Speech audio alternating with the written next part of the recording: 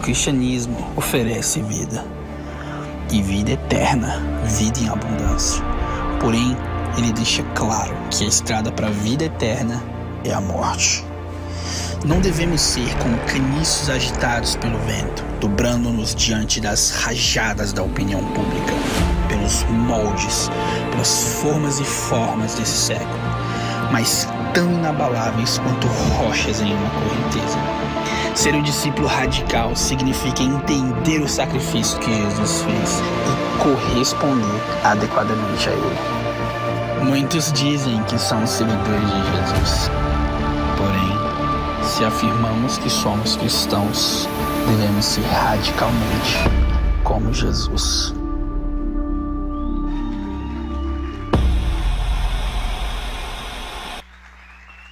Fala, galera! Vocês estão empolgados? Começando um novo ano, com a expectativa lá em cima.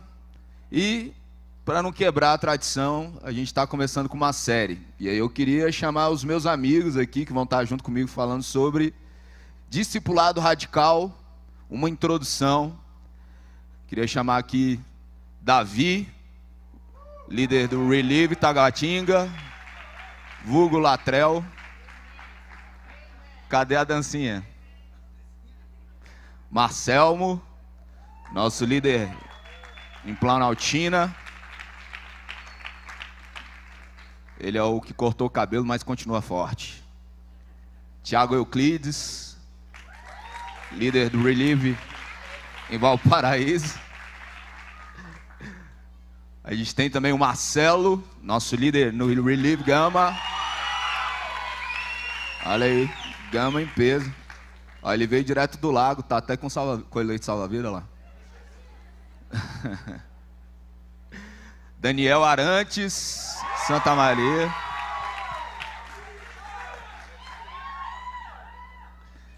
Olha lá, é aniversário do Daniel hoje, galera.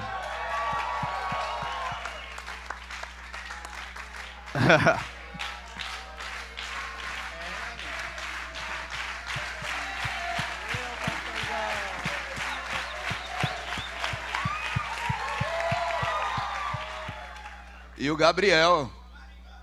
Cadê o Gabriel? Ali, ó. Vulgo LeBron James do Cerrado. Olha lá. Meu filho era presbiteriano, por isso que ele tá assim nessa animação. Gabriel Reck. Olha. Tá, coube, né?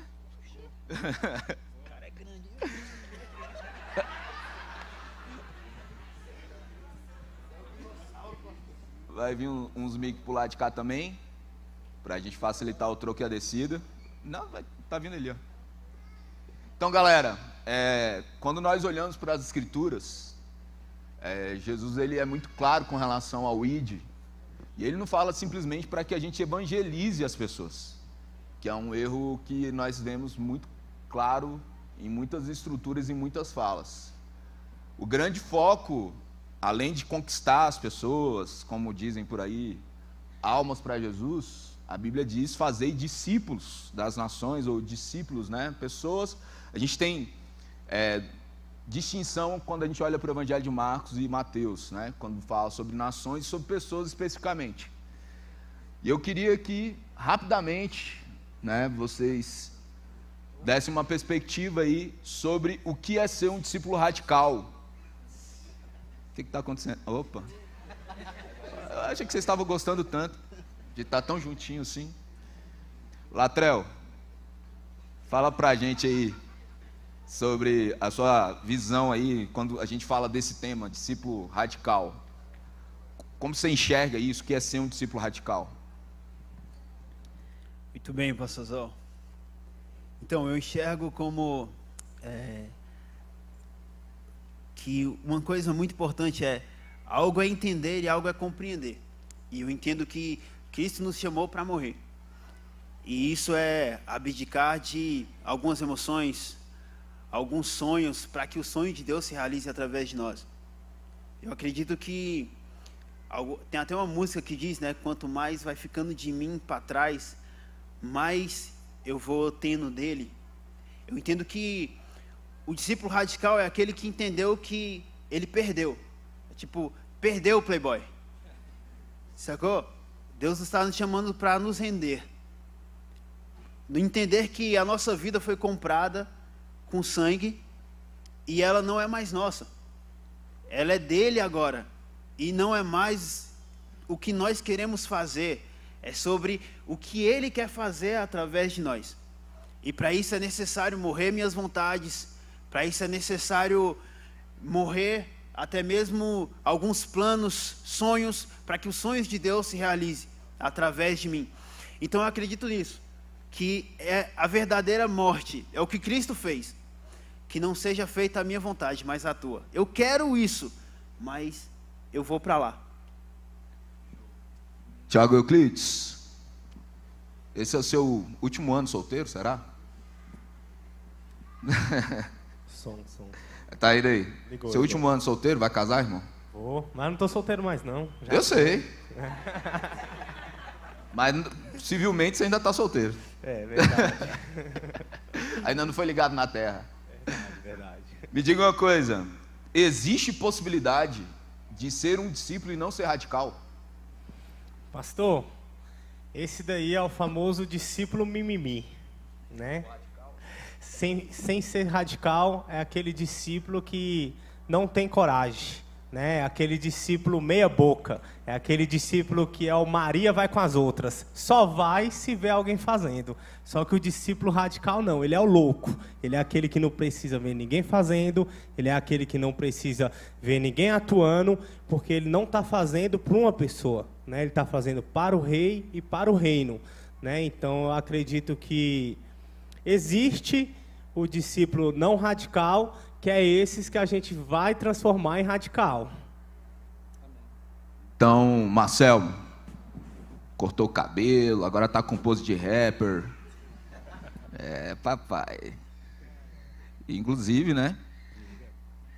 A gente tem, dentro da jornada de Jesus, a gente tem o Tiago falando sobre essa questão de pessoas mimizentas, mas a gente vê que tem 3 grupos, mais ou menos, quando você vê Jesus ali, você vê que tem multidões que andavam ali em volta de Jesus, tinham seguidores, pessoas que seguiam, e tinham discípulos.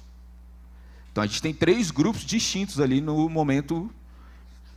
O que você tem a falar sobre isso? Assim, você consegue ver a distinção entre essas 3 classes de pessoas que a gente vê ali em torno de Jesus Cristo?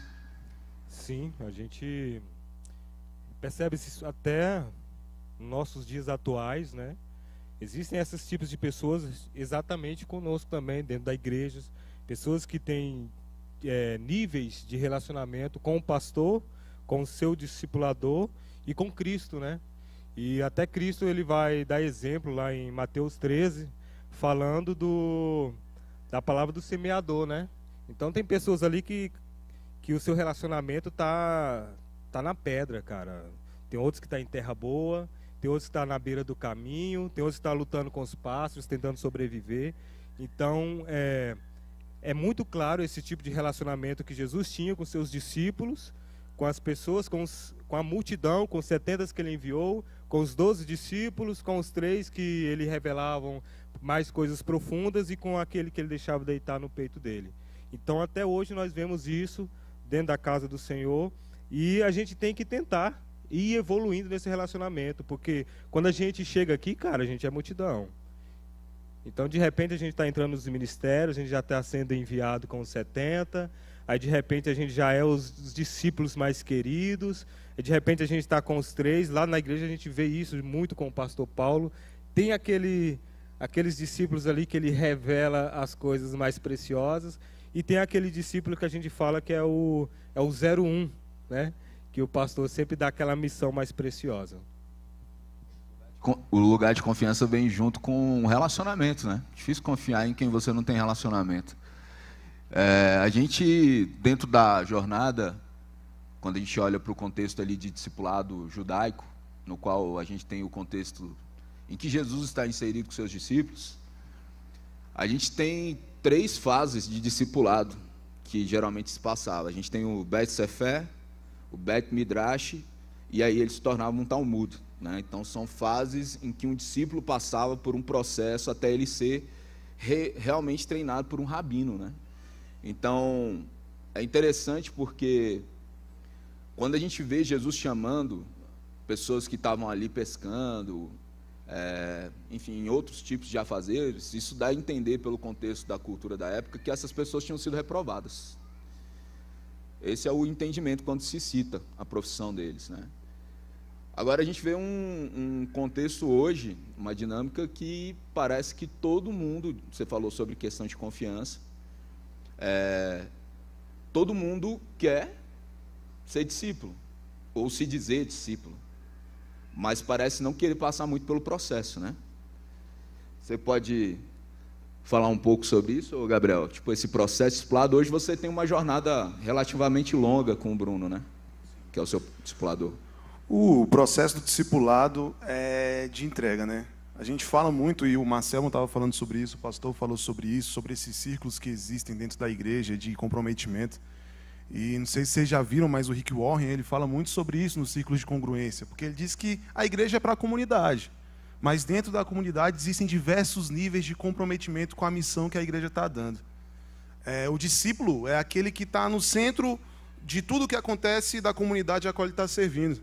Se você é um discípulo da comunidade das nações, a gente tem entendimento, como liderança, o pastor Vini, como pastor, de que você está carregando a bandeira que a gente carrega, você está carregando a mensagem que nós carregamos, você está sofrendo a perseguição que nós sofremos, mas você também está sendo glorificado e recebendo as bênçãos que a gente também recebe. O discipulado é uma entrega em que você vai se comprometer em dar o seu máximo em favor da missão que você faz parte, e a gente costuma dizer que a nossa missão é 24 horas por dia, mas o discipulado também é um espaço onde você vai ser cobrado, pois você carrega algo muito importante. O Marcelo falou sobre o pastor Paulo entregar aquela missão mais preciosa.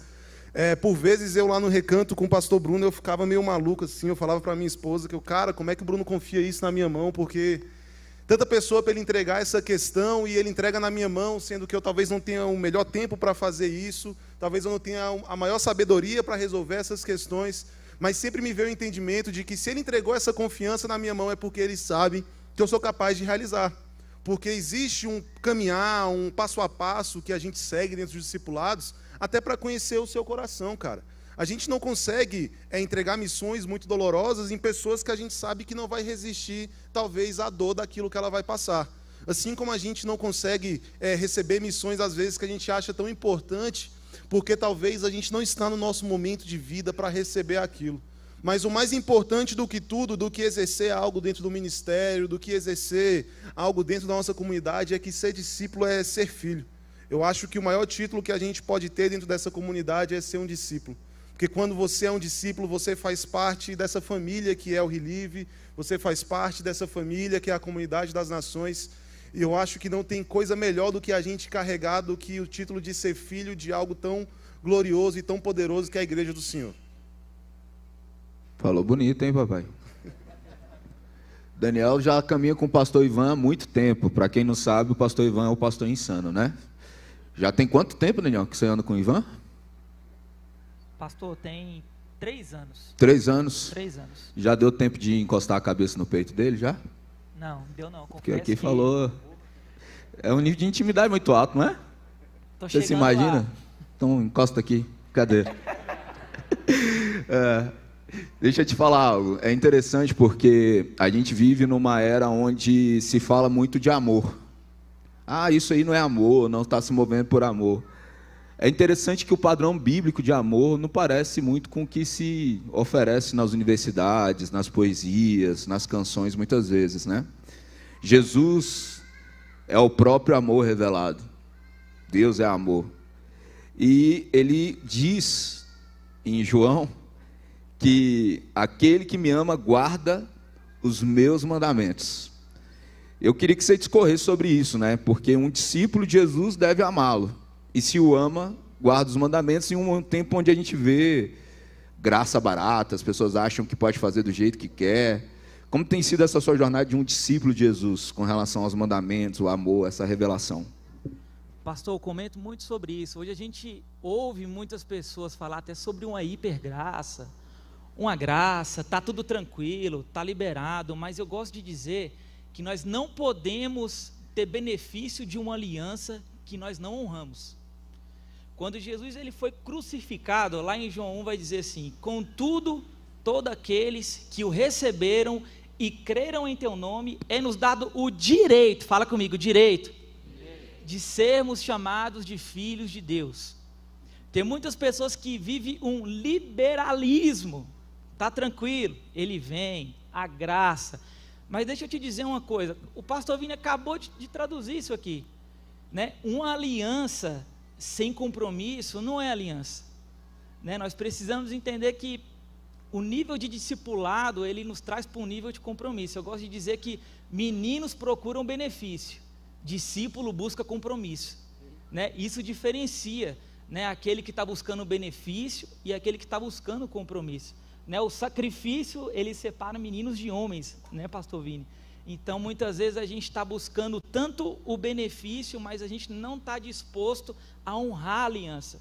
E para mim, o nível de aliança e de compromisso, ele define literalmente o que é um discípulo.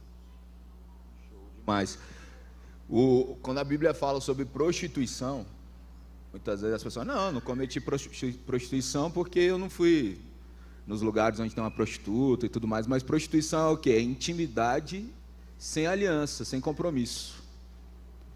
O verdadeiro sentido disso. Prostituição é intimidade sem compromisso. Então, por isso que nos é caro a intimidade. Intimidade não é para qualquer um.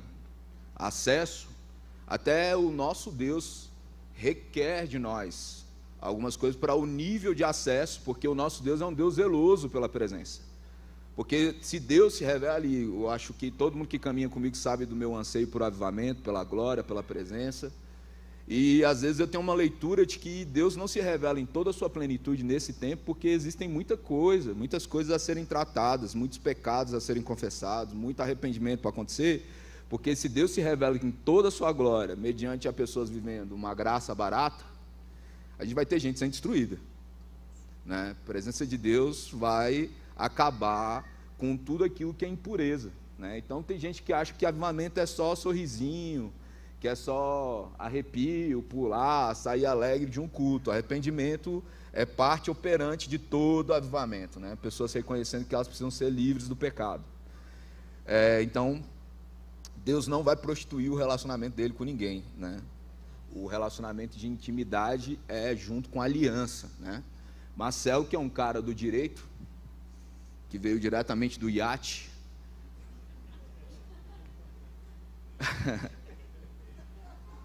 a gente tem hoje um Jesus meio parodiado, né? Se você for avaliar, porque Jesus ele tem um texto muito duro ali em Lucas 6,46, que ele fala assim: vocês me chamam de Senhor, mas não fazem o que eu mando. Como assim vocês me chamam de Senhor e não fazem o que eu mando? E assim, hoje se você fala de mandar, o povo fala assim, ai, né, mandar? Nem minha mãe manda em mim. E Jesus está falando, você quer reconhecer meu senhorio, você vai fazer o que eu mando, né? Então, como lidar, né, com isso, né? Onde hoje parece tão politicamente incorreto falar que Deus manda a gente fazer algumas coisas e que, consequentemente, se você não faz o que você manda, você não está debaixo do senhorio e, consequentemente, você não pode ser um discípulo. Boa noite, galera. Tudo bem, família? Vou começar assim, né? Então, pastor... Foi leve, né, essa pergunta? Hã? Foi pesadíssimo. Vamos lá. Tá tenso aqui. Jesus, ele, por várias vezes, por exemplo, no Sermão do Monte, ele prega ali uma mensagem muito dura para as pessoas e muitas pessoas saem ali contrariadas e vão embora e não voltam. Mas Jesus, ele não estava preocupado com a multidão, assim como o senhor falou, a pergunta para o Manselmo ali, jogou a bola para o Manselmo. Ele estava preocupado ali quase seu xará. Quase Marcelo, né? Ele estava preocupado com o coração daqueles que o seguiriam de verdade. Então, eu acho que Jesus, no fundo, eu tenho certeza, A preocupação dele não é com o mimimi, não é com o cara que vai sair traumatizado, não é aquele cara que a palavra não vai encontrar um lugar seguro para ali habitar. A preocupação dele é com o real discípulo radical. E o que realmente significa ser um discípulo radical? O que tem a ver essa radicalidade? Essa radicalidade tem a ver com dizer não para algumas vontades que você quer fazer, para se submeter a uma missão do seu líder, se submeter a algo que foi planejado por uma casa, comunidade das nações, Relieve, liderança, se submeter a algo que vem além. Então o discípulo, ele está nesse grau de submissão, e quando essa mensagem é enviada, por exemplo, por Jesus, realmente os verdadeiros discípulos, eles não vão arregar. Os discípulos radicais, eles vão tomar aquilo como se fosse uma ordem. E aqueles que realmente fazem jus ao nome discípulo radical, eles vão se posicionar e fazer valer a pena aquela palavra. Olha aí, que a gente está vivendo um momento onde a radicalidade está assustando, né? Pelos fatos ocorridos em domingo, no dia de domingo aí. Mas com relação a Jesus não tem meio termo, né? Jesus diz que o morno ele vai vomitar. Aí o povo fala, pastor, você é duro. A Bíblia que é dura, né, irmão? Porque eu só estou citando Bíblia.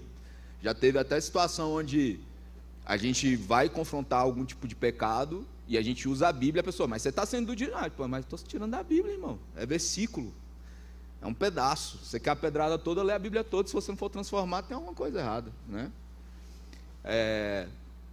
Olhando, por exemplo, como eu trouxe a questão de multidão, seguidor e discípulo, eu acredito que quando Jesus estava diante das multidões, e multidões seguiam Jesus, ele estava interessadíssimo que aquelas pessoas se tornassem discípulos. Mas nem todos entraram no tal do processo, né, para poder entrar no nível de intimidade, para eles poderem avançar para próximos passos. Quando a gente fala de seguidor, é gente que chegou muito perto. É gente que chegou muito perto. Só que quando chegou em um momento onde uma fala de Jesus desagradou, como o momento citado aqui, eles foram embora. Inclusive, Jesus ele não fica muito choramingando para Pedro ficar lá, não. Ele fala, você não quer ir embora também, não? Diferente, né? Dos nossos dias. Você não quer ir embora, não, Pedro? E Pedrão só responde, para onde irei, se só tu tens palavras de vida eterna, né? E aí parece que ele se infla, né? Porque em seguida Jesus vai dizer da missão dele, que era inesperada. Como assim, né? O cara vai tomar o trono numa cruz.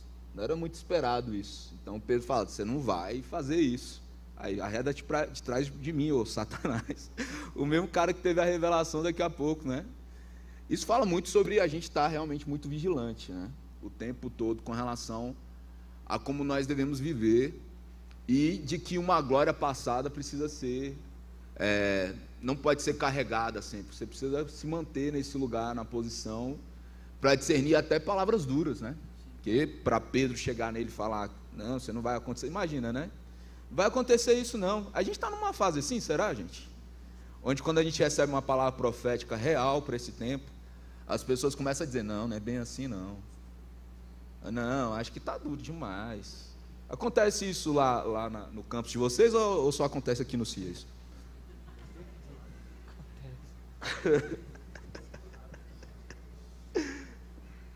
Então a gente tem... e é interessante, né? Porque Jesus,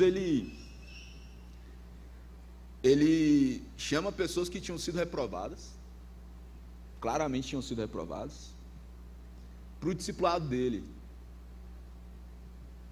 E ele tinha passado a noite toda orando, para discernir quem eram, porque já tinham pessoas, e todos os discípulos outrora parece que eram seguidores, né? Faziam parte da multidão. E qual a importância, alguns de vocês aí sentiram direto, assim, mas qual a importância assim, de entender corretamente as pessoas que vão andar do nosso lado?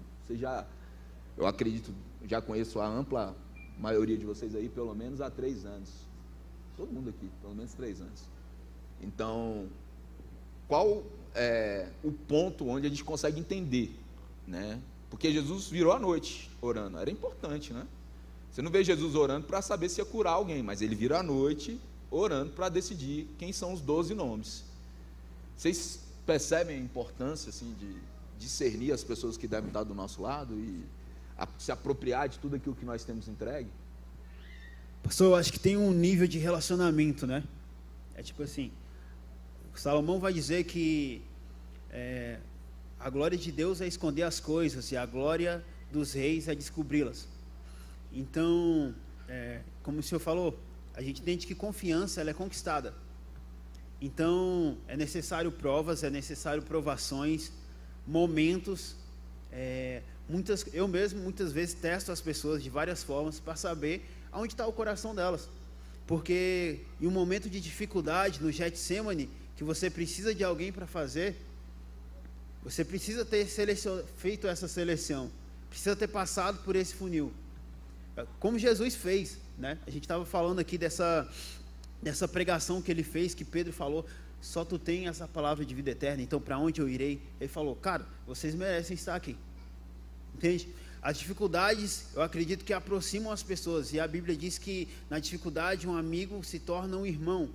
Então, os momentos difíceis testam as pessoas que vão ficar do nosso lado, porque esses momentos difíceis vão chegar em qualquer lugar, né? Ainda que seja no nosso ministério, a gente vai precisar de pessoas que a gente pode contar, e essas pessoas que a gente pode contar, a gente vai descobrir elas testando.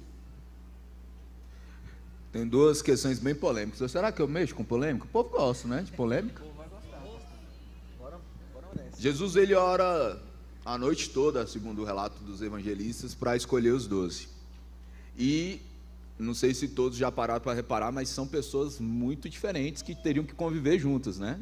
Eu gosto muito desse seriado The Chosen, porque ele mostra muito a humanidade e todos os dilemas ali, os pormenores, e é lógico que tem uma licença poética ali, né? Tem gente que vai assistir aquilo ali, daqui a pouco vai dizer que está na Bíblia, né? E não está, muitas coisas ali. É lógico, tem toda uma licença poética ali.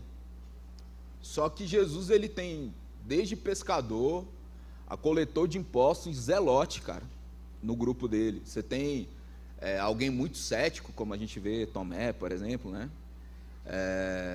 Você tem alguns que parecem muito constantes, alguns que nem são citados posteriormente, você nem vê, né, sendo citados.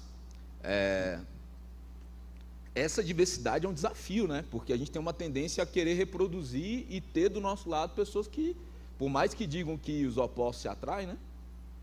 Parece que a gente quer os igual, né? Claro. Como é para vocês isso aí, cara? Porque lidar com o diferente nem sempre é fácil, né? Na verdade é um desafio, né? É verdade. Pastor Jetson, ele me conta uma frase direto, que essa eu tenho guardada no meu coração. Ele fala bem assim: se você compra a visão e você não compra o líder, você é um rebelde. Se você compra o líder e não compra a visão, você é um bajulador. Agora, se você compra a visão e o líder, você dá a vida pela causa, né? E eu acho que é o velhinho. Fala que eu avisei não, viu, gente? Chama ele assim.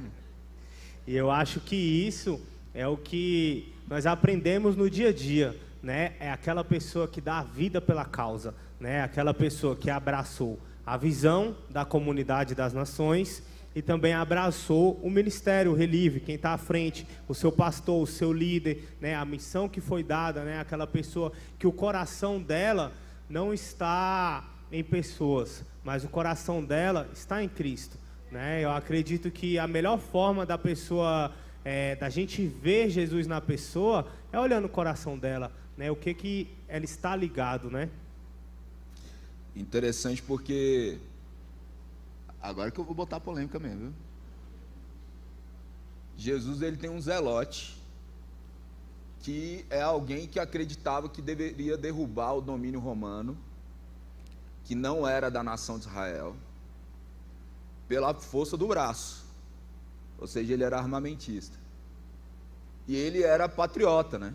Nacionalista, elevemos novamente a força de Israel, vamos cumprir as promessas, né? Então ele é bem nacionalista, parece com algumas figuras que nós temos no nosso tempo. E do outro lado você tem Levi, que depois vai ser chamado de Mateus, que era um coletor de imposto, né? Alguém que não era bem quisto pela sociedade religiosa, um traidor, porque abriu mão dos princípios, dos valores, não era nacionalista, eu acho que tinha medo desse povo armado, né? Vendido para Roma e tal, para o Estado. Aí, com certeza, um zelote não devia gostar muito de um publicano, como a ampla maioria, né? Do povo de Israel. Devia ser uma relação meio difícil. Aí Jesus bota os dois no discipulado, né? É complexo isso, não é não? Aí a pergunta é, será que a gente conseguiria, né? Hoje em dia, do modo como temos operado, lidar com pessoas de viés políticos, ideológicos, filosóficos tão antagônicos, tão díspares, tão paradoxos, tão distantes, dentro do nosso discipulado? Será que a gente conseguiria? Será que esse é um desafio para a igreja do século XXI? Quem tem coragem de responder? Eu acho que... coragem, né? Eu acho que nessa peneira deve estar sendo colocado em primeiro lugar como requisito se o encontro que essa pessoa teve com Jesus é verdadeiro. Porque, assim como o cego que foi curado, o cego Bartimeu, assim como a Cirofenícia, eu acho que a pessoa que tem um encontro verdadeiro com Jesus ou que precisa de um milagre, ela não tem nem reputação, nem princípios que não sejam cristãos, nem nenhuma questão fora aquele momento em que ela teve um encontro com Jesus a guardar diante de uma situação tão sobrenatural. Então, quando a pessoa tem um encontro verdadeiro com Jesus, é impossível ela conseguir ser levada por outra doutrina ou por outra ideologia, que são religiões também, que vão de encontro com aquilo que não é o Evangelho. Eu acho que, em si, o Evangelho, em sua síntese, assim, na sua essência, consegue responder todas as questões que são do ser humano, consegue responder todas as dúvidas que nós temos sobre quem nós somos e sobre o que nós vivemos, sobre a sociedade, sobre o que são os nossos relacionamentos, sobre como deve ser a nossa vida e como nós devemos proceder. E que, fora disso, por a gente viver numa sociedade que precisa eleger representantes, a gente precisa usar isso como um espelho para aquilo que a gente vai tomar uma decisão.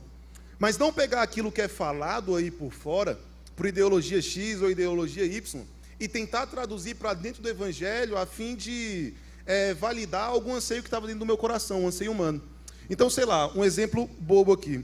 Eu acho que o relacionamento das pessoas deve ser pautada como homem e mulher e como família. Eu acho isso porque é um desejo meu humano, ou eu acho isso porque é algo que a Bíblia me ensina como certo? Porque se eu tenho um desejo humano meu pulsando dentro de mim, e eu pego aquilo que está sendo falado lá fora e uso a Bíblia como um tradutor para aquilo que estava dentro de mim, eu estou sendo hipócrita. Eu não estou pegando o que é verdadeiramente o Evangelho, eu não estou pegando verdadeiramente o que é ser sincero com os meus ideais e com meus princípios. Eu acho que quando a gente se torna cristão, o ponto de vista de tudo que nós vamos viver deve partir do que a Bíblia fala, e as nossas decisões, tanto politicamente, como dentro do discipulado, como dentro do nosso ministério, deve ser pautada pelo que a voz do Senhor fala dentro de nós e pelo que a Bíblia revela para nós do que o Senhor anseia para esse tempo.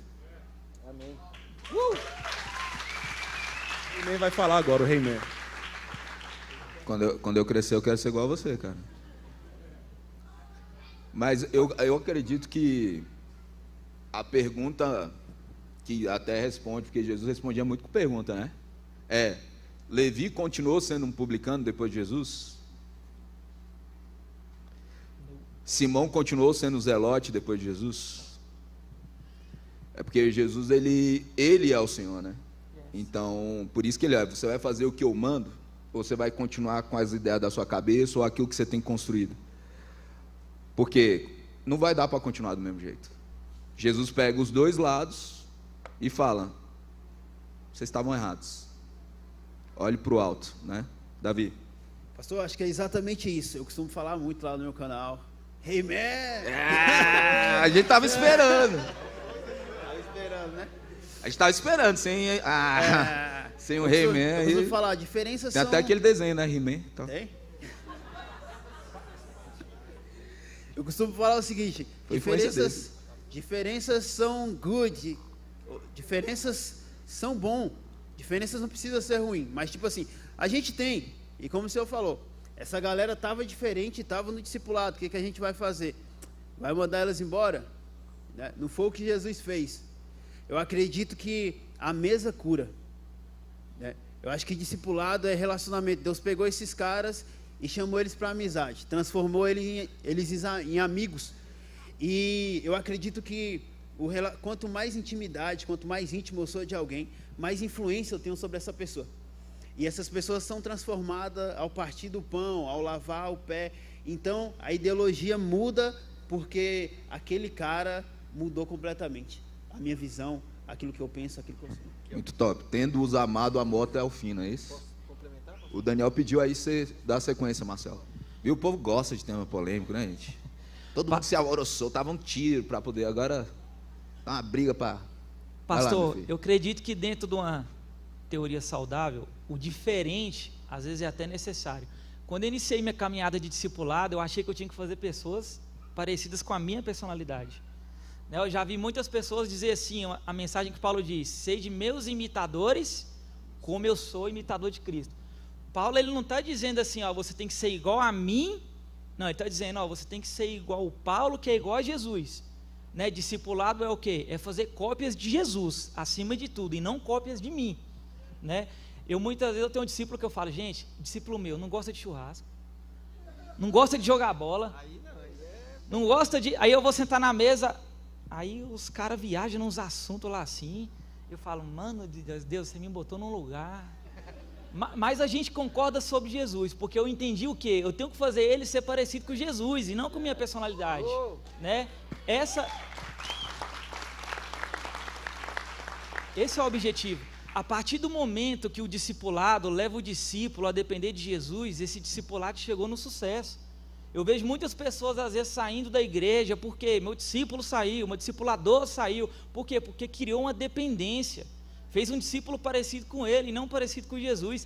Esse discipulado é enfermidade, né? A igreja precisa levar para um nível de mentalidade de falar assim, irmão, ide, irmão, é como Paulo enviou a Timóteo, é você não receber ali o peixe ali no anzol, é sobre você ensinar a pessoa a pescar, né? Então nós temos que levar isso para o nosso ministério, levar isso para o nosso ID, né? Que discipulado, acima de tudo, é fazer pessoas se parecer com Jesus, amém? Yes. Olha só, e isso para mim, até já falei isso aqui de púlpito, né? Quando João Batista ele diz, importa que ele cresça e eu diminua. Eu acredito que um discipulado realmente efetivo é um discipulado que à medida que Jesus cresce em alguém, a influência do líder vai ter que diminuir. Então, quando você entra nesse tipo de discipulado, onde parece que eternamente você vai ter que perguntar para o seu líder o que Deus está dizendo, com quem você deve se relacionar, que roupas você deve vestir, você está num discipulado doente, tá? O líder escolhe com quem você vai noivar, com quem você vai casar, o curso que você vai fazer. Eu vou orar, mas se o meu líder não disser, cara, beleza, você está no início da jornada, tudo bem. Agora, ficar para sempre nisso, quer dizer que esse discipulado não está te amadurecendo, cara. Então, quando eu vejo esse discipulado onde você vê, parece que, não tem aqueles desenhos onde tem um líder e fica os outros assim, na cola assim, né? Cara, eu falo, mano, isso aí é muito doente. Isso é, os Minions, tem um povo que é tipo Minions, né? Banana, mesma coisa, né? Isso é doentio, amigo, tá? Se você tem um discipulador que diz para você, você tem que namorar essa pessoa, eu não estou te dizendo que você não deve procurar conselho com gente madura. Uma coisa é conselho, outra coisa é comando. Outra coisa, gente, você pode ser a favor, o problema é teu. O único homem que foi criado por uma mulher foi Adão e Eva, e deu ruim, meu amigo. Então, o líder que fica dizendo, eu acredito que Deus... Meu amigo, tem erro aí, tem problema aí. Escolhe e aguenta. Entendeu? Escolheu, agora botou aliança no dedo, filho. Só lamento para você.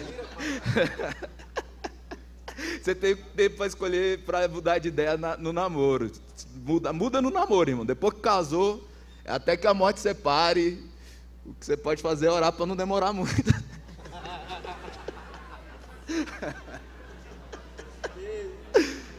Ai, brincadeiras à parte, você, Marcelo, que é um cara mais sério. Queria comentar aí. Eu sou muito bem casado, viu, gente? O meu vai ser longo, já tem 20 anos com essa donzela aí. Espero mais pelo menos 40. Vai lá. Graças a Deus também tô só fechando parênteses aqui, tô bem casado, graças a Deus, e espero que seja Aqui longo todos também. são casados, menos o nosso amigo Euclides. Quando a gente senta na roda e começa a falar de assuntos, né, do contexto do casamento, a gente tem que respeitar, porque a gente pode gerar alguma tentação no irmão, né? Então, segue aí, Marcelo. Então, pastor... Vai passar, irmão. Esse ano passa, né? A cara dele. Pastor, sobre esse assunto que o senhor trouxe, sobre várias mentes, várias personalidades, vários tipos de pessoas ali no discipulado, é exatamente o que a gente vive. Fala aí, galera. É exatamente isso que a gente vive. Tem pessoas que são do direito, da nutrição, ou não divergem apenas na profissão, mas sim no entendimento. Tem pessoa de todo tipo, mas uma coisa tem que ser igual: seguidor de Jesus. Amém? Uma coisa a gente tem que concordar. Você pode fazer o que você quiser da sua vida, mas uma coisa a gente tem que concordar: a gente tem o Senhor e Salvador da nossa vida como Jesus Cristo.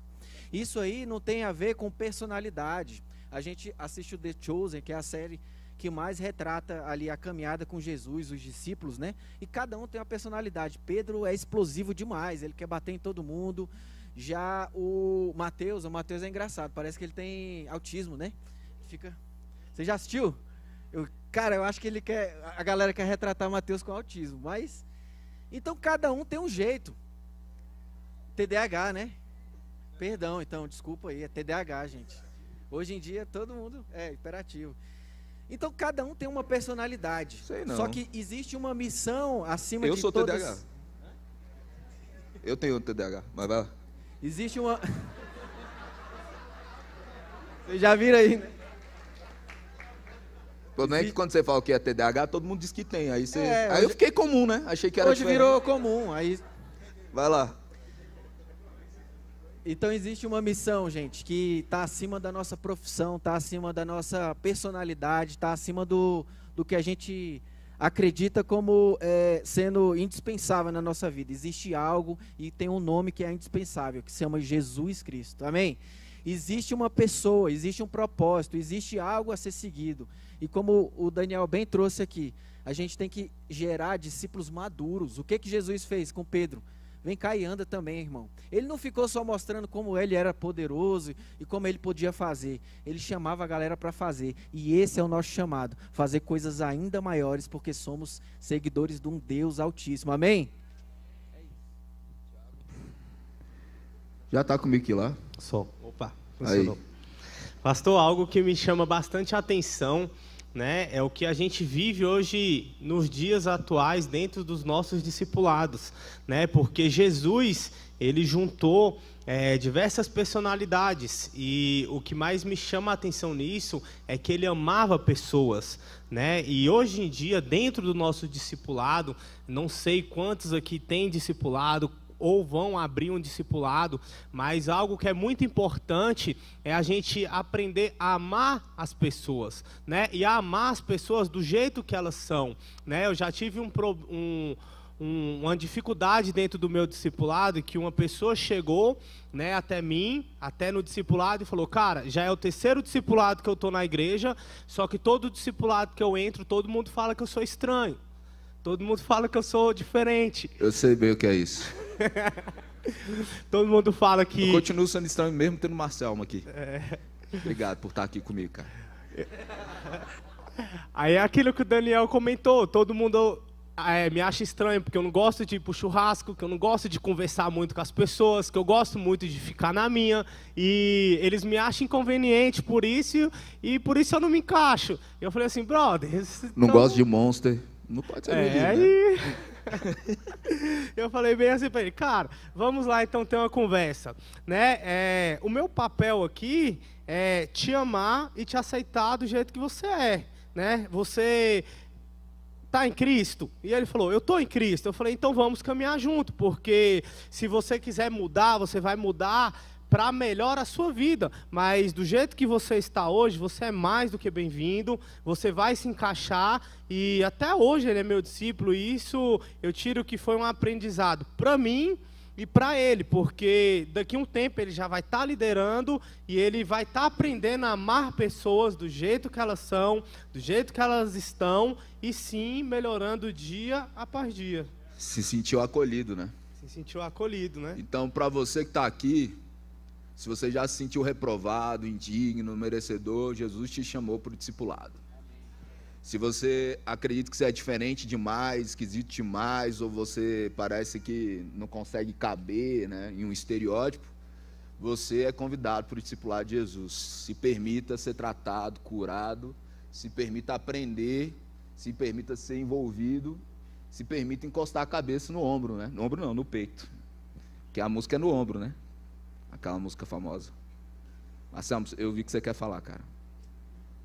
Bem, para fechar, né? John Stott, ele vai falar do discipulador... Citou a fonte. Discípulo radical, né? Ele vai falar dos pilares, né, do discípulo radical, que é inconformismo, semelhança com Cristo, maturidade, cuidado com a criação, simplicidade, equilíbrio, dependência e morte. E, cara, para fixar nesse último, morte, enquanto nós estamos caminhando com Cristo, nós devemos deixar morrer as velhas coisas, porque todos nós, é comum a todos nós termos anseios, termos desejos pessoais, mas esses desejos pessoais eles se tornam mesquinhos ou egoístas quando eles atrapalham o nosso relacionamento com Cristo. Quando nós pensamos nos discípulos de Jesus, nos apóstolos, nós sempre pensamos em 11, nós não pensamos em 12, porque a gente sempre pensa em Judas como traidor, não como um dos apóstolos de Cristo Jesus. Mas quando Judas começou a caminhada com Cristo, ele começou igualzinho todos os outros discípulos.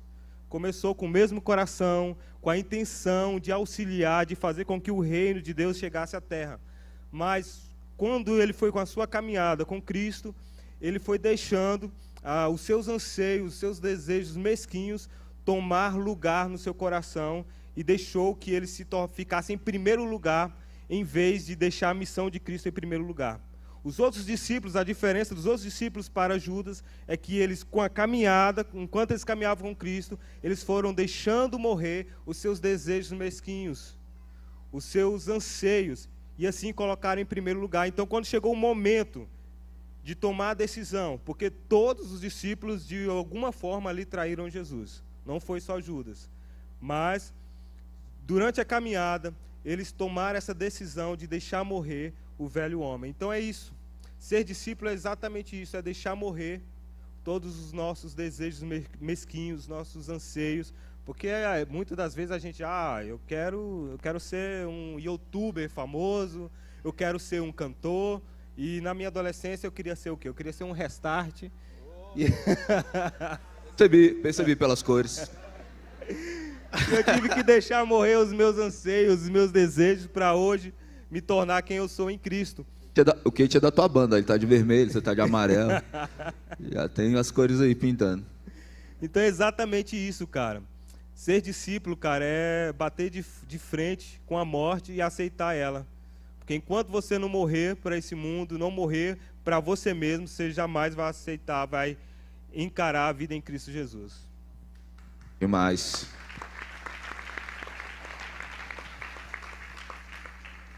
Esse livro do John Stott é muito bom, cara. Discípulo Radical.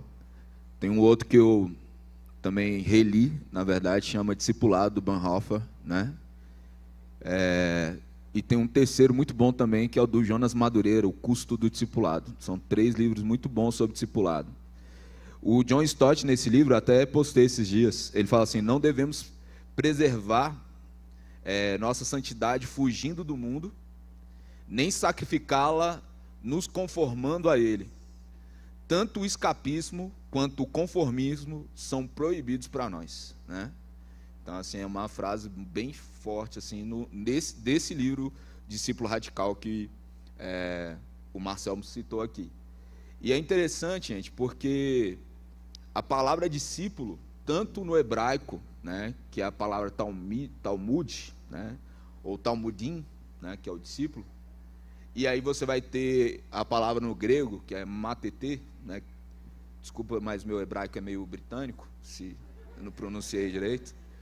Mas ambas as palavras têm a mesma representatividade, que é de aprendiz. E como um discípulo de Jesus, nós vamos ser eternos aprendizes, né? Porque nós estamos diante de um Deus eterno, detentor de toda a sabedoria, de todo o conhecimento, o Deus que criou e que a partir da sua criação foi gerado, né? A criação de Deus continua criando, nós somos criação de Deus e continuamos criando. Então tudo que o homem pode entender, conhecer, veio de Deus e tem que ser para Deus. E tão maldito é um homem que acredita que já entendeu tudo, né? Tão orgulhoso é um homem ou uma mulher que acha que compreendeu e já está pronto. Eu gosto, porque as Escrituras não trazem um momento que é muito crítico do nosso processo de crescimento, que é a tal da adolescência, né? Não tem adolescente espiritual na Bíblia, ou é criança ou é maduro, né? A palavra para maduro, ou que às vezes é traduzido como perfeito, é completo, né? Que é teleios, né? Pessoa completa. Só que muitas vezes não se fala, e hoje a gente encontra muito adolescente espiritual, né? Gente que... O que é um adolescente espiritual, né, gente? É alguém que parece que tem o tamanho de adulto já, né? Tem às vezes a voz de adulto, tem a argumentação do adulto, mas ele não tem o conhecimento e principalmente a experiência de um adulto, né? Então, por exemplo, eu estou num novo desafio agora, porque meu filho é pré-adolescente. Então, depois de cuidar dos filhos dos outros, adolescentes e pré-adolescentes, agora é minha vez que tenho que dividir essa causa aí junto com Jéssica e Tiago. Obrigado pela vida deles, sou grato a Deus demais pelo privilégio da gente caminhar junto nessa jornada. Mas é um desafio, porque quer gritar, o Romônio falando e já acha que sabe das coisas. Sabe qual é a maior ilusão de quando você termina uma faculdade, gente? Que você acha que você entendeu tudo, você entendeu bulhunfa-se. Ai, terminei a faculdade agora, depois de 3, 4, 5 anos eu entendi tudo. Aí você passa 10 anos de profissão, você descobre que você não sabe nada. A grande maturidade é essa, sabe? É que você fica ali falando, cara, eu não sei nada, preciso continuar aprendendo. No dia que você achar que você está pronto, você acabou com sua vida, irmão. E um discípulo radical é um eterno aprendiz. É alguém que sempre vai estar se colocando nesse lugar. O interessante, e finalizo com isso, obrigado. Esse grito é de domingo. Aí, é para o bispo. É que Pedro, e citado aqui também Mateus, antigo Levi, citado aqui também Simão, eles podiam ter dito assim, eu já aprendi o que eu precisava, e eu só quero um mestre que se incorpore naquilo que eu já tenho, eu quero um acessório. E se Jesus vai ser um acessório para mim. E eles não seriam discípulos, né? Ele podia falar, não, eu já tenho uma causa para viver, é ser um zelote. Eu já tenho uma causa para viver, é ser um publicano. Eu já tenho uma profissão, eu sou um pescador. Entenda que, inclusive, muito oportuna a fala do Pedro aqui, Pedro era um pescador com experiência. E ele tinha passado a noite pescando e não tinha pego nada. E qualquer pessoa que entende minimamente de pescaria, ou já passou numa praia, você vê que os barcos vão lá para o fundo no escuro, porque é a hora que os peixes sobem. Então a capacidade de pescar um peixe durante o dia é limitada. E aí ele vai debaixo de uma palavra. Será que isso não tem muito a ver, cara, quando, por exemplo, eu como historiador, né, estudei a filosofia como um todo, Marx, Hegel, Kant, cada um deles, e aí eu coloco a Bíblia à prova, né, mediante um conhecimento histórico, sociológico, filosófico, eu falo, eu tenho um conhecimento que ultrapassa o que a Bíblia fala sobre mim, mas será que eu estou decidindo ser um discípulo simplesmente de um mero mortal, que vai ser consumido ou já foi consumido, ao invés de ser discípulo de alguém eterno, de sabedoria eterna? Será que eu vou me limitar ao conhecimento de alguém que estudou 40, 50 anos sobre um assunto, e agora ele se tornou mais autoridade do que Deus? Então, quando as pessoas perguntam para mim, como que você é um professor de história, né, que continuou mantendo sua fé? É porque eu consegui submeter todo conhecimento à palavra de Deus. Eu consegui submeter toda a informação e todo dom, todo talento, todo recurso à soberania de um único só que é Senhor. A filosofia não é meu Senhor, a história não é meu senhor, o dinheiro não é meu senhor, as ideias não são os meus senhores, mas Deus é meu senhor. E tudo aquilo que vai contra ele eu coloco em xeque. Eu não vou colocar em xeque a Deus por causa de uma informação, eu coloco em xeque a informação, cara. Então isso é um discípulo. E não tem como, e eu falava de adolescente, né, espiritual, por quê? Porque tem gente que é espiritual demais e acha que não precisa ser acompanhado. Eu só tenho um discipulador, é Jesus. Então morre, querido. Entendeu? Você já está pronto, você não precisa de ser humano nenhum. Deixa eu te dizer uma coisa, você nasceu precisando dos seus pais, você não sabia andar, você não sabia falar, você tinha o potencial para isso. E você precisou de pessoas, antes mesmo de chegar na escola, você já sabia falar, você já sabia andar, e você começou o seu processo de aprendizagem antes de entrar numa escola, muitas vezes. Sua primeira escola foi a sua casa. Depois você foi para uma escola onde um professor começou a te ensinar os caminhos, senão você não leria, talvez como você lê, você não faria as contas matemáticas que você faz, você não tinha a capacidade de interpretação que você tem, porque ninguém chega em lugar nenhum sozinho, amigo. Então não adianta você dizer que obedece a Deus quando você às vezes não consegue obedecer um mínimo direcionamento de um líder. Isso quer dizer que você vai seguir cegamente um líder? Está repreendido, amigo.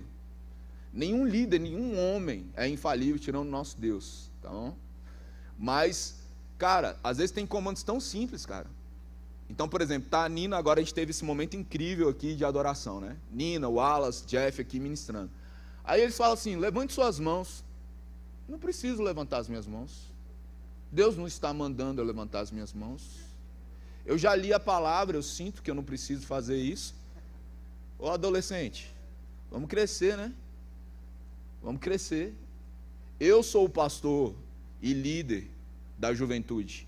Quando a Nina e o Wallace estão aqui, o Lobato, o Marclay, qualquer líder que está aqui, só para fazer um profético que fala, levanta suas mãos, eu como líder e autoridade, eu levanto minhas mãos. Porque se eu não consigo, com uma ordem tão clara, de alguém que foi autorizado para estar nesse lugar, conseguir corresponder a isso, quando é que eu vou realmente discernir o que Deus tem para dizer, cara? Isso é mentira, velho. É um processo. Nós esperamos que as pessoas cheguem nesse lugar de total dependência e autonomia, onde eles conseguem ouvir a Deus, a ser resposta de Deus para esse tempo. Mas até lá, amigo, você precisa de pessoas. E depois de lá também, tá? Por quê? Eu acredito que eu cheguei numa fase de maturidade na fé. Mas Deus me livre de não ouvir minha esposa, gente. Vale a pena ouvir a esposa, irmão. Às vezes é ruim. Sempre é ruim. Mas o resultado é bom. Brincadeiras à parte, tem coisas que parecem que nos limitam, mas na verdade estão levando a gente para um avanço, tá? Então vale a pena, sabe? E eu sei quantas vezes, gente, mesmo sendo líder, tá? E pastor, autoridade, eu sentei com algum discípulo ou com alguém que caminha comigo e a fala deles de liberdade que a gente gerou, porque uma liderança onde você não tem voz, com o líder, você está num ambiente complicado. Então, existem pessoas que eu falo assim, cara, por favor, me fale se você perceber que eu estou me perdendo. Por favor, me diga. Às vezes fala, cara, esse culto, às vezes o primeiro momento não é fácil, meio, de ouvir algo que vá contra o que você está construindo. Mas quando você para pensar, isso gera em você crescimento. Por isso, ninguém vai longe sozinho, cara. Então, o lugar de maturidade é o lugar de andar em comunhão, no coletivo, né? E como eu falei, obediência, eu sou obediente simplesmente a Deus. Cara, se você não consegue lidar com um direcionamento simples, se você não consegue abrir mão, às vezes, de um pensamento ou de uma ideia, e talvez, eu não sei se alguns de vocês podem, né, até falar sobre isso, apesar do nosso horário estar ultrapassado, mas eu sei que muitas vezes o bispo JB, que hoje é meu pastor, meu líder, meu discipulador, né, ele fala algumas coisas que eu não compreendo. Eu sei que a maioria de vocês também não compreende. O bispo não está assistindo isso não, né? Aí, tipo assim, não entendo no momento. Só que mediante algumas leituras e uma jornada de caminhada, eu começo a ver o que ele estava vendo. Porque na minha limitação anterior, eu não conseguia ver o que ele estava vendo. Mas eu caminhei um pouquinho e falei, uai, mas faz sentido. Aí já pensou se eu me rebelasse? Já pensou se eu falasse, não vou fazer, não vou andar? Peraí, cara. Existem pessoas que estão há mais tempo nessa jornada, né? Vocês já passaram por isso? Momentos onde parece que o líder falou algo e, cara, não faz sentido, aí chega um momento na caminhada, na jornada, um momento começa a fazer sentido. Deus está falando, porque eu falei do bispo, está trovejando ali. Foi mal. Seria mais ou menos aquele negócio, pastor? Você vai entender quando você tiver mais velho? Ou quando você estiver no lugar, né? Agora que você é pai, você começa a entender algumas coisas, né? Quando você casa também, né? Oi, Thiago. Essa aí é a faculdade, viu, pastor? Essa é a faculdade. Pastor, pode? Fala, amigo. Vamos lá. Pastor permitiu, né? Tá de boa. Então, quem não gosta muito é os nossos amigos que tem que ir embora mais cedo, mas a gente... nós somos discípulos radicais, segura um né? pouquinho, fazer que nem o pastor Renato lá. Quem me dá mais 5 minutos aí, 10 minutos pra gente? Olha, a gente que não conhece 10, essa piada. 15, 20, 30. Olha, tá sempre vai ter uma piada que alguém não pegou, né? Então, aproveita. Mas então... Sempre tem uns novatos, né? Acho que a humildade intelectual é indispensável. O Luiz Hermínio vai... Depois dessa aí, filho, eu acho que tem que trocar de pastor aqui. O Luiz Hermínio diz um negócio muito doido. Ele diz assim, tudo que a gente faz é baseado em humildade ou em orgulho. E tipo, eu entendo, a gente entende, dentro da psicologia e tal, tem um momento que, uma técnica, a gente entende que existe uma janela que ela é chamada de ponto cego. E ela é mais ou menos aquela janela do carro, onde você, motorista, não enxerga, por exemplo, o motoqueiro que está passando. A única pessoa que vai enxergar esse motoqueiro é a pessoa que está do seu lado, é o passageiro. Então, o ponto cego só é possível ser visto por outra pessoa. Por mais que você se esforce, você não vai conseguir enxergar isso. Você precisa de alguém que te mostre e te mostre como você vencer aquilo. É por isso, como o pastor disse, eu reitero, não tem como viver sozinho, não tem como caminhar sozinho, não tem como chegar à maturidade, à varonilidade perfeita sem alguém com você, sem um mentor. Tem meu voto, viu, Davi?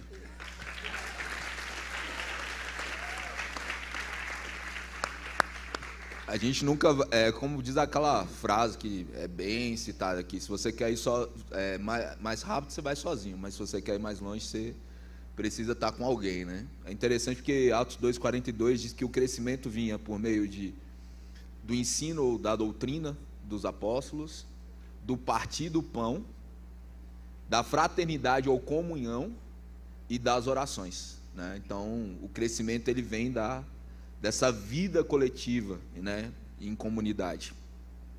Então, gente, criem expectativas aí, porque a gente vai dar sequência nessa série nos campi, né, e eu acredito que é algo de extrema relevância para nós realmente gerar discípulos de Jesus, né, pessoas que realmente discipulam com Jesus, como Jesus, são pessoas que geram sucessão, porque Jesus, após ser elevado aos céus, os discípulos tiveram que dar continuidade.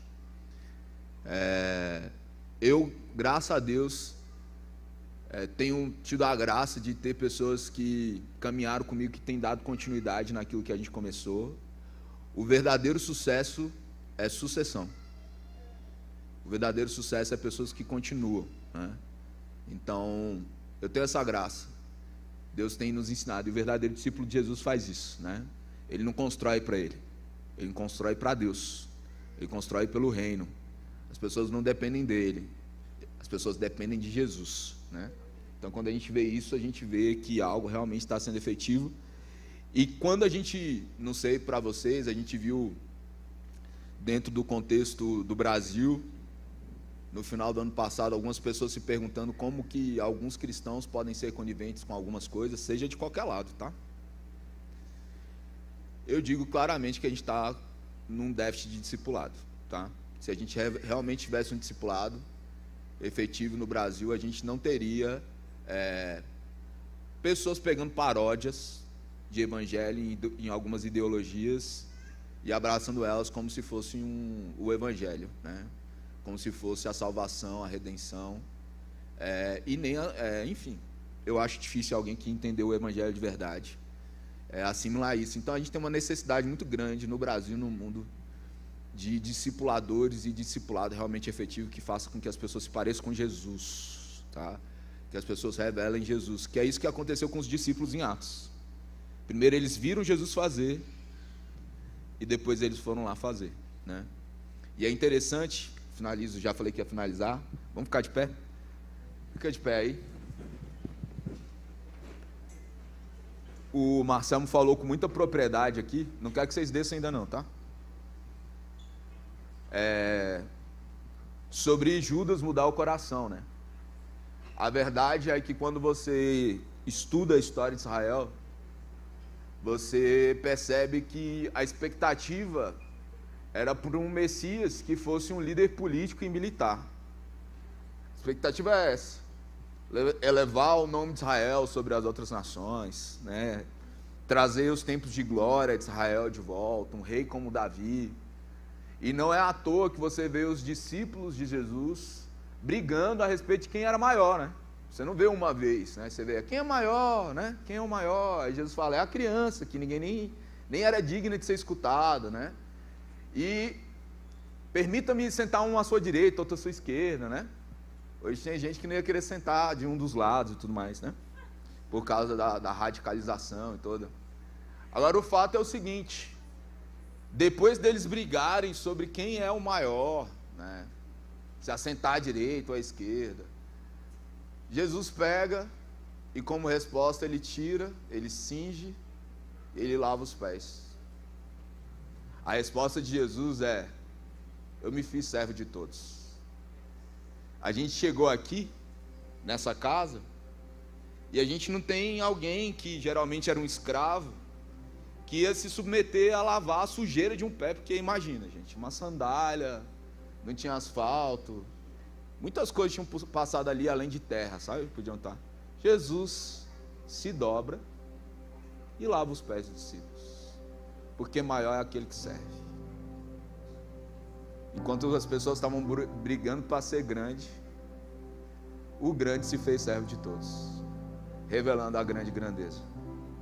Um verdadeiro discípulo de Jesus, uma verdadeira discípula de Jesus, é alguém que está com o coração no serviço, sabe? É alguém que, pode ser que a minha liderança não seja reconhecida, pode ser que ninguém veja o que eu estou fazendo, mas Deus está vendo.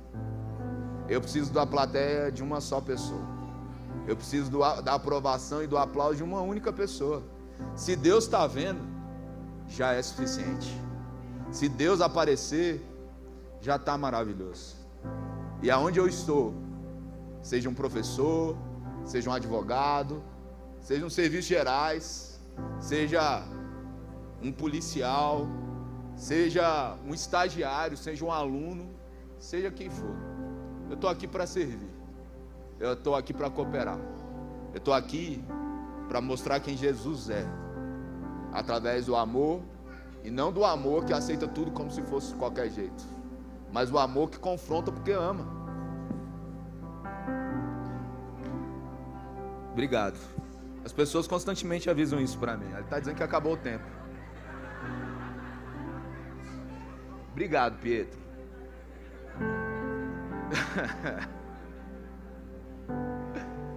Quantos creem que a gente precisa de mais discípulos e que esse convite é para todos? Então eu quero te convidar a fechar os seus olhos e colocar a mão sobre o seu coração, porque os discípulos de Jesus estavam disponíveis para tudo aquilo que ele ia fazer. Eles nem sabiam a jornada que eles estavam se metendo, mas a partir dali eles dormiam com Jesus, eles acordavam com Jesus, eles sentavam-se à mesa com Jesus. Ali eles passavam 24 horas com Jesus, 7 dias na semana com Jesus, 30 dias no mês com Jesus, 365 dias em um ano com Jesus. E anos, foram 3 anos e meio de uma vida compartilhada com Jesus. E sabe qual é o convite de Jesus para nós nesse discipulado radical? É viver essa vida com Ele. Jesus, eu não vou dormir mais sem você. Eu não vou comer, eu não vou acordar. Não me faça ir naquele lugar. Não me faça me mover, não me faça fazer algo simplesmente da minha vontade. Eu quero caminhar com Jesus. Eu estou disposto a abrir mão das minhas ideias, das minhas lógicas, das minhas razões, da minha experiência, para viver uma vida contigo, para me parecer contigo. E assim como cada um de nós já tivemos a experiência de uma amizade onde nós absorvemos gírias, dialetos, formas de falar, gosto. Esse é o convite de Jesus para cada um de nós, a mergulhar em um relacionamento de intimidade, de comunhão, para poder se tornar cada dia mais parecido com Jesus. Porque a promessa bíblica é que um dia nós o conheceremos como nós somos conhecidos. E esse é o anseio que queima no coração do discípulo. Jesus, eu ainda não consigo te contemplar com os meus olhos. Eu não consigo ainda ver a tua face como aqueles discípulos. Mas até esse dia, Jesus, eu quero que o Senhor se revele a mim. Eu me coloco disponível a isso. Você pode nesse momento dizer o quanto você está disponível. Jesus, eu abro mão das minhas ideias que não foram colocadas por você. Eu abro mão das minhas lógicas, razões. E assim como Pedro, apesar das minhas experiências, eu decido confiar, eu decido avançar, eu decido depender. Eu decido viver a tua vontade. Jesus, aqui estão homens e mulheres que se colocam à disposição de viver essa aventura que é o Evangelho, essa aventura que é viver contigo.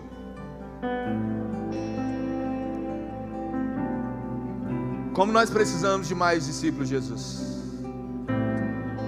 Dê resposta a Ele nessa noite. Dê resposta a Ele nessa noite.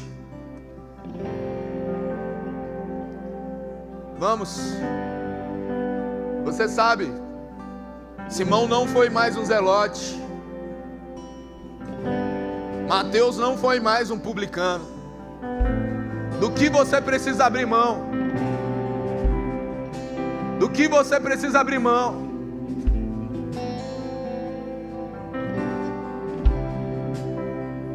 Você tem de Jesus aquilo que Ele tem de você. À medida que você entrega, Ele vai te entregar mais. Vamos.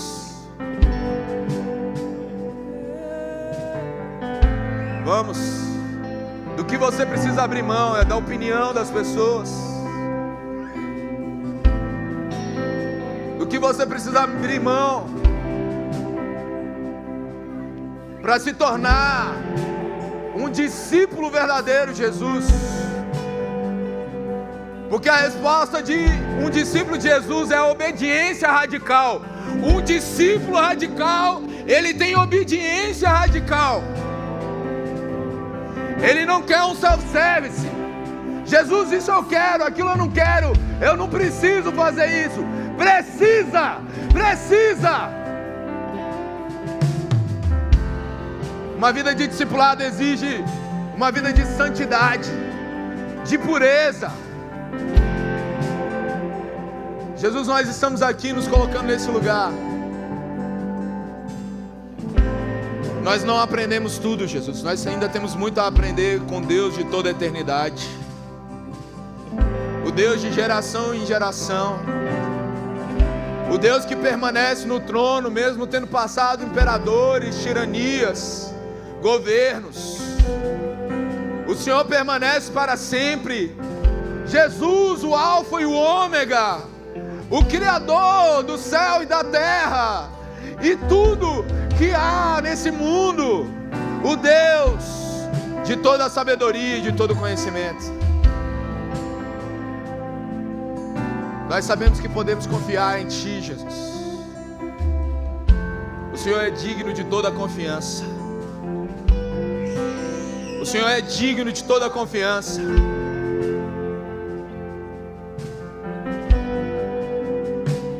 Eis-nos aqui, Jesus.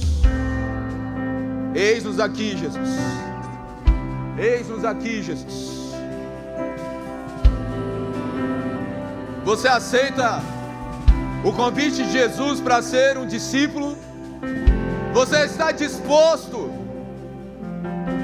a viver tudo que Ele tem para você? Você está disposto a se colocar nesse lugar de obediência para viver plenamente tudo e abrir mão para viver a vida dele? Porque essa vida que agora tenho na carne, não vivo mais eu, mas Cristo vive em mim. Cristo vive em nós, e Cristo em nós, a esperança da glória.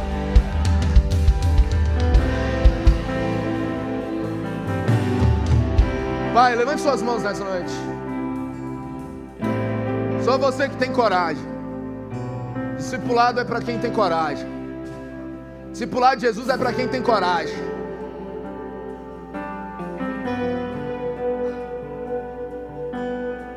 E ore junto comigo.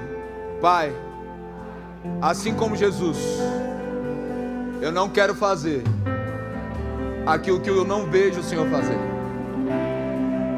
Jesus, eu quero me colocar nesse lugar de confiança e de dependência, porque eu sei que o Senhor enxerga além, que o Senhor conhece muito mais do que eu, que o Senhor conhece muito mais do que todo mundo, e vale a pena confiar em você, mesmo quando eu não entendo. Eu decido ser obediente e fiel até o fim. Eu decido me misturar contigo e me lançar nesse lugar de relacionamento, de oração, de busca, de devoção, de conhecimento na tua palavra, para que o Senhor seja impregnado em mim, até que eu possa dizer, e mais do que eu possa dizer, as pessoas possam olhar para mim e possam dizer que quem me vê, vê o Pai. Se misture em mim, Jesus, que eu seja tão envolvido no seu perfume, no bom perfume de Cristo, que fique uma marca onde eu passar, a sua marca, o seu cheiro. Jesus, nós te desejamos. Jesus, nós te queremos, mais do que a vida, mais do que qualquer sensação, mais do que qualquer conhecimento. É o Senhor, o desejo, o anseio do meu coração, e que a minha vida seja uma declaração de amor a Ti, Jesus. Que o Senhor encontre o meu coração incendiado, que a minha boca venha estar cheia de gratidão, de reconhecimento, que eu não tenha lábios vazios, mas que eu venha falar daquilo que o meu coração está cheio. E o meu coração vai estar cheio de Ti, vai estar cheio da Sua vida, e nós vamos viver a Tua vontade. Você crê nisso?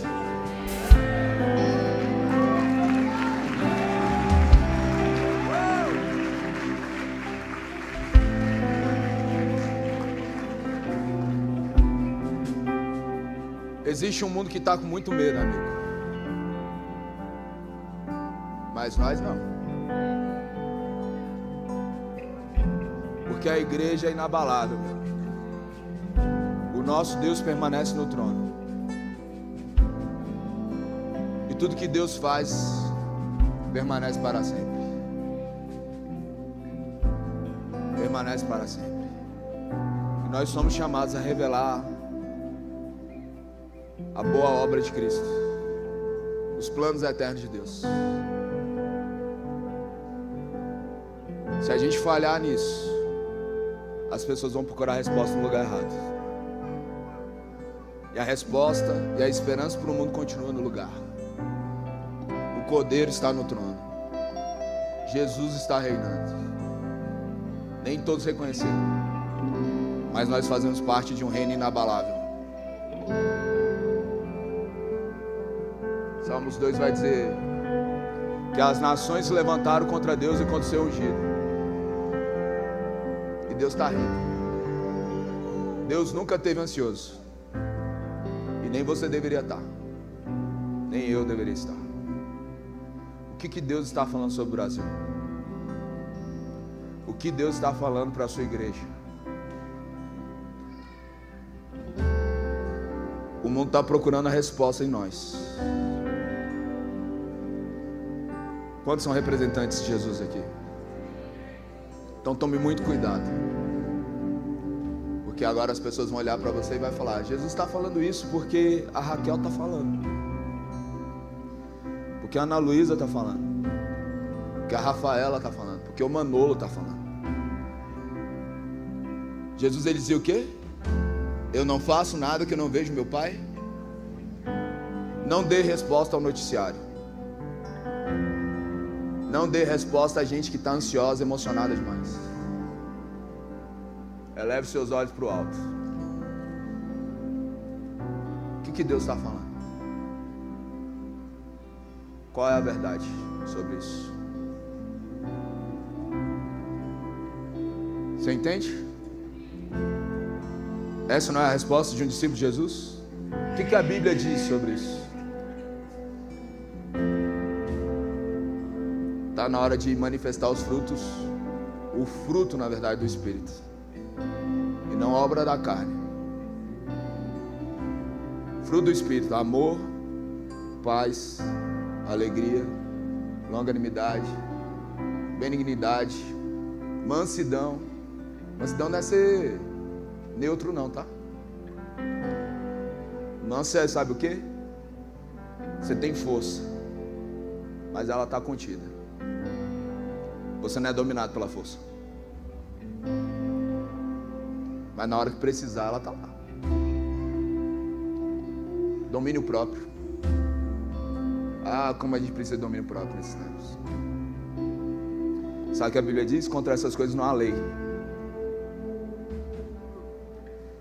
Fruto do Espírito. Vamos nos mover no Espírito, amém, gente? Menos carnalidade. A nossa luta não é contra a carne e o sangue, tá? A nossa luta não é contra pessoas. A nossa luta é espiritual. Isso quer dizer que ele vai ficar de braço cruzado? Não, mas precisa ser mais inteligente, né? A gente precisa lutar de um jeito mais inteligente. Feche seus olhos. Pai, eu quero te agradecer por cada um que faz parte dessa construção nesse novo ano. Obrigado porque eles responderam e estão aqui. Obrigado porque daqui o Senhor está manifestando discípulos teus, que em meio a qualquer circunstância não vão negar quem o Senhor é. Eles não vão ter uma visão equivocada de quem é o Senhor e nem de qual é a sua missão nesse mundo. Por isso eles não vão te negar. Por isso nós queremos conhecer e prosseguir em conhecer o Senhor. E eu te agradeço por cada um que de coração, o Senhor que sonda os corações,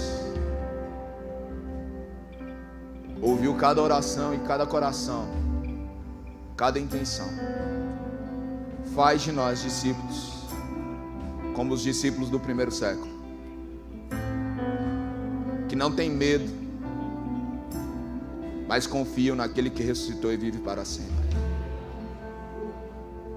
Faz de nós como os discípulos dos discípulos, e cada homem e cada mulher que não negociou seus princípios e valores, que não abriu mão da fé, mas permaneceu. Nós não temeremos, Senhor. Nós avançaremos. Por isso nós clamamos: se revela a nós, Jesus. Se revela a nós, Jesus. No Senhor está a nossa confiança. No Senhor está a nossa dependência. Se revela a nós, para se revelar através de nós. Existe um mundo ansioso para conhecer quem o Senhor é.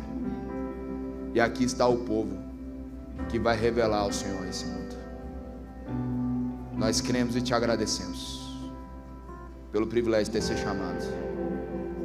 Você pode agradecer por esse privilégio?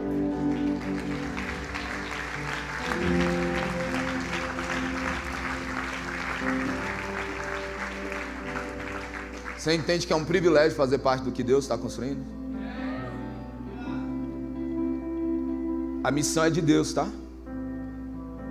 E cada um de nós recebeu uma parte da missão de Deus para revelar aqui na terra. Você foi chamado por Deus e o propósito é glorificar Ele. Por isso o nosso anseio é que Ele se revele. E a revelação de ontem não serve para hoje. E a de hoje não vai servir para amanhã. É o maná. Por isso nunca esteja satisfeito. Que esteja satisfeito, tá? Existe mais de Deus. Amém? Deus quer se revelar a nós, para se revelar através de nós.